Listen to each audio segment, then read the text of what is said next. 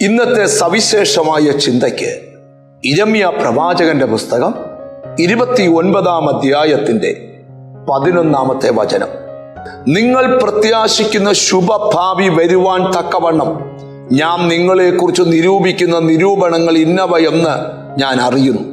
അവ തിന്മയ്ക്കല്ല നന്മയ്ക്കത്രയുള്ള നിരൂപണങ്ങൾ എന്ന് യഹോവയുടെ അരുളപ്പാട്. ഇന്നൊരു ശുഭഭാവിയെക്കുറിച്ചാണ് പരിശുദ്ധാത്മാവ് ഇവിടെ കുറിച്ചിരിക്കുന്നത്. ഭാവി തടസ്സപ്പെട്ട് കിടക്കുന്നവർ, ഭാവി ബന്ധിക്കപ്പെട്ട് കിടക്കുന്നവർ, എനിക്കൊരു ഭാവി ഉണ്ടോ എന്ന് ചോദ്യചിഹ്നമുള്ളവർ ഇന്ന് വചനം കേൾക്കുന്നുണ്ട്. പരിശുദ്ധാത്മാവ് പറയുകയാണ്, നിനക്കൊരു നല്ല ഭാവിയുണ്ട്, ഒരു ശുഭ ഭാവി. ഈ ഭാവി ഏറ്റവും ധന്യമാക്കി തരാൻ കർത്താവ് ആഗ്രഹിക്കുക. ഇപ്പോൾ ഈ വചനം കേൾക്കുമ്പോൾ നിന്റെ സാഹചര്യത്തെ നോക്കി നിന്റെ ഭാവി വിലയിരുത്തരുത്. കാറ്റുകൊണ്ട് കടലിനെ ഇളക്കുന്ന പോലെ ദൈവം സാഹചര്യങ്ങളെ ഇളക്കി മറിക്കും. എബേസ് എന്നൊരു പറയുന്ന ഒരു മനുഷ്യൻ, അവൻ ജനിച്ചത് ഒരു ദുഃഖപുത്രനായിട്ടാണ്, വ്യസനപുത്രൻ. അവൻ ദൈവത്തോട് പ്രാർത്ഥിക്കാൻ തുടങ്ങി. അവന് മനസ്സിലായി, പ്രാർത്ഥിച്ചാൽ മാത്രമേ ശുഭകരമായ ഒരു ഭാവി ഉണ്ടാകും. അവൻ ദൈവത്തോട് 4 കാര്യങ്ങൾ പ്രാർത്ഥിച്ചു. ആ പ്രാർത്ഥിച്ച 4 കാര്യവും ദൈവം അവന് കൊടുത്തു.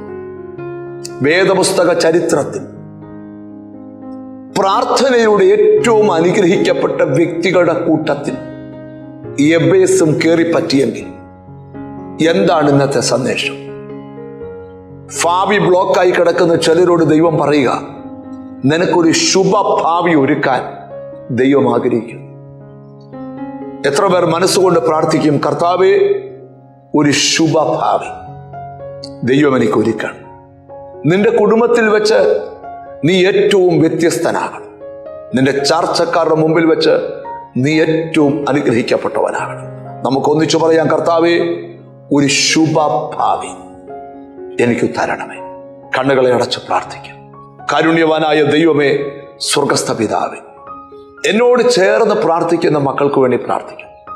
ഒരു ശുഭഭാവി, ഹല്ലേലൂയ, അമ്മേ, അവർക്ക് കൊടുക്കണം. അവരുടെ ഭാവിയോടുള്ള സകല പോരാട്ടങ്ങളും മാറണം. നിന്റെ നാമം ചൊല്ലി പിതാവിൻ്റെയും പുത്രൻ്റെയും പരിശുദ്ധാത്മാവിൻ്റെ നാമത്തിൽ അവരെ അനുഗ്രഹിച്ച് പ്രാർത്ഥിക്കുന്നു. അവർക്കൊരു ശുഭഭാവി ഉണ്ടാകട്ടെ, യേശു ക്രിസ്തുവിൻ നാമത്തിൽ തന്നെ, ആമേൻ. നിശ്ചയമായും നിങ്ങൾക്കൊരു ശുഭഭാവിയുണ്ട്. God bless you.